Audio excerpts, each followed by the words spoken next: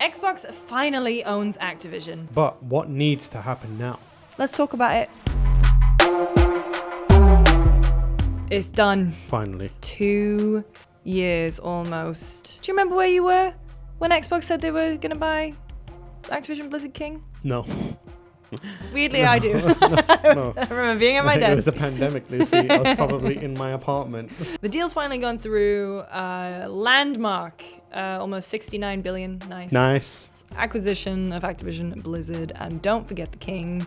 And so, yeah, we're talking about it because this week on Spot On, because now it's time for Xbox to kind of show up in the future as this giant joint entity conglomerate begins. It's difficult for us to really plot out what's actually going to happen now, but we've got some thoughts on what we want to see happen and what ideally we'd like to see avoided. I think the big thing that is worth discussing now is the idea of responsibility. I hear that with great power. With great power comes a lot of Activision IPs. Whether they like it or not, Xbox/Microsoft now has to shoulder the responsibility of what it means to have all those franchises. And the responsibility comes from, one, nostalgia attached to them, the impact they had on the industry being major, or the impact they had on the business of games being major. The right way to approach it, which we hope the Xbox leadership agrees to, is to recognize that many of these IPs are beloved, and they're beloved by people across all platforms, not just Xbox. So access is kind of important to that. You can shove it on Game Pass, but does that come into PS Plus? Does that come into your free game on Epic? Is it even accessible to them? It might not have to come to them, those services, those rival services, but is it still buyable to them? You've just acquired one of the biggest companies, publishers in the world in games. There's been a whole hubbub about you potentially becoming the big bad evil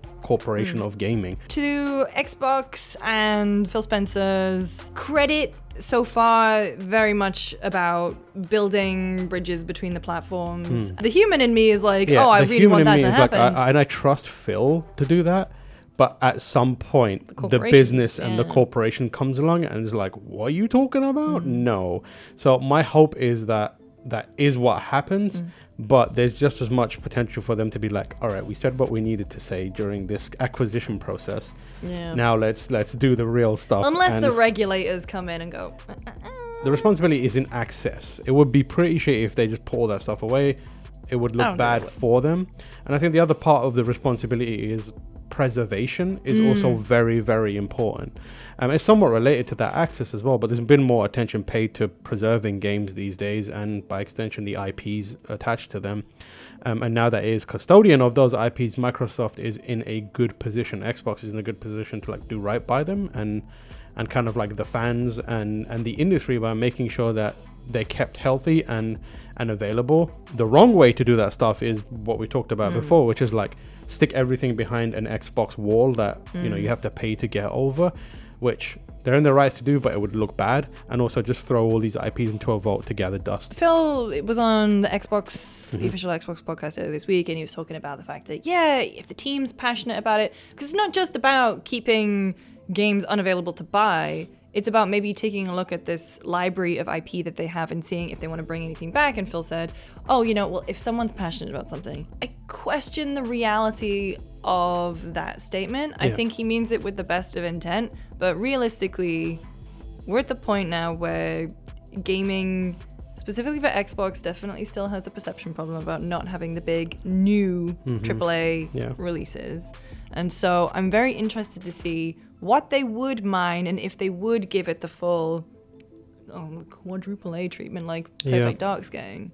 I mean, I feel again, it's a balance of Phil's great at saying the right things, and often he will follow through. But again, the business realities are what ultimately are going to be the decision maker, right? Let's say a team is we really love Spyro. We want to make a brand new Spyro game. If they crunch the numbers and they're people don't care about Spyro. It doesn't matter how much passion you got for it. It doesn't matter if the team's we're all dressed up as Spyro. We're here to present you a great idea for a new Spyro multiplayer game or whatever it may be, a new Spyro open world game. If ultimately their business decisions is if no one's going to buy this, it isn't going to work, that's going to take precedent. It's also kind of wild seeing, studios like Toys for Bob being given being the custodian of a franchise like Crash, and then now relegated to being a COD support studio. Detach more of these studios from the old Activision approach of, if something is a success, even like the slightest, everyone puts their eggs in that basket. Yeah. And the success for Activision was Call of Duty, and now every studio is some form or another making a Call of Duty. The wildest thing is a team like Toys for Bob, who has such a distinct identity.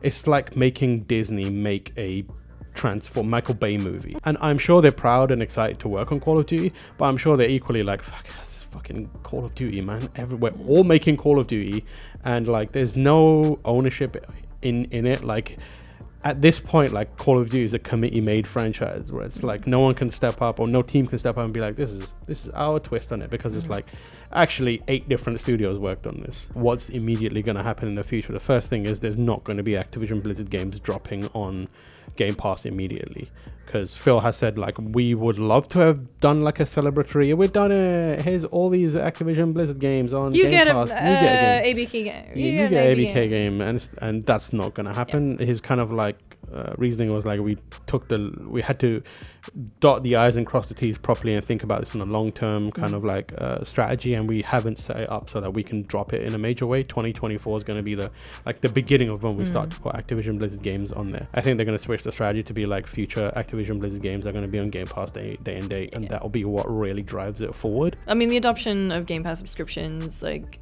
taking people not from just like the standard Game Pass sub, they want everyone on Ultimate, and that's going to be a big thing, I think, conversion wise, is making sure people are subscribing to that Ultimate higher tier, which is like what, $17 a month in the US now. Also interested to see mobile. Yeah, King is the word that always gets left off. We say it every time. It's like, you're not buying Activision Blizzard, you're buying Activision Blizzard King. If you had to rank those companies in order of importance, King is first above all of them. It's easy for us to forget it because we focus on console gaming, PC gaming. I think the thing that they will do is, the smart thing to do is just let them do the thing that they've done, because they make an absurd amount of money between Candy Crush and spin-off games, similar games.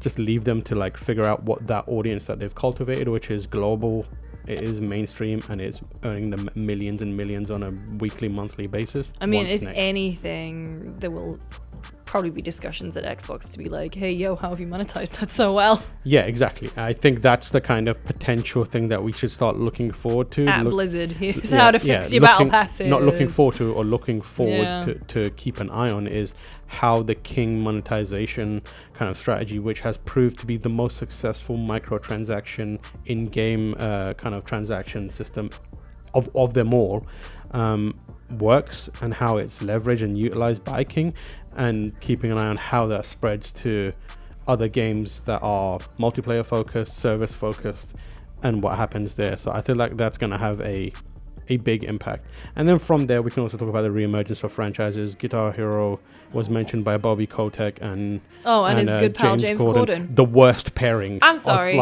I'm sorry God. to Americans that we inflicted James Corden on you, but he is your problem now. I'm not. I feel like you could not put together like the vibes are diabolical in that. Yeah, the meeting. vibes are. We've got, how do you make this the ground worse? Bobby Kotick has hired James Corden. The vibes are in shambles. I was going to say one thing that hopefully we get to see a lot more of is Xbox has an incredible accessibility initiative. Yes. And now that they have acquired a lot more studios, I will say accessibility in Starfield was pretty shocking, which I was very surprised about, because Xbox is very big about knowledge share with its first-party studios. We talked to Rod Ferguson about this a few years ago when he was working on Gears, and I would love to see that spread to Activision Blizzard King. I feel like the future of Xbox is going to, with ABK, is going to be a slow evolution. It's going to take a while. I mean, I think we're still seeing really the impact of the Bethesda acquisition from a few years ago. Yeah, I mean, like, exactly. Like, everyone looks at the stuff like Redfall and is like, well, that didn't go well. It's important to remember, like, Redfall was along the path, like when Microsoft came along and Xbox came along, and it's hard to derail that train or, like, focus it. And, you know, there's various issues with that game, no doubt. But I don't think we've seen the true fruits of that Bethesda Xbox kind of partnership just yet. Yeah. A lot of the games still are yet to be made. I think like probably Elder Scrolls is probably going to be the first one that really shows it off. I think the most important question that the audience are probably thinking, which I do have an answer to, is what is going on with Sekiro. And I'm happy to remind everyone that From Software still owns the rights to Sekiro. Activision distribute it, but Sekiro is at home with the lads at From. Love to see it. And those are our thoughts on what happens next with Xbox finally buying Activision Blizzard King. What are your thoughts? Let us know in the comments below. We'll be back again next week. We'll see you then.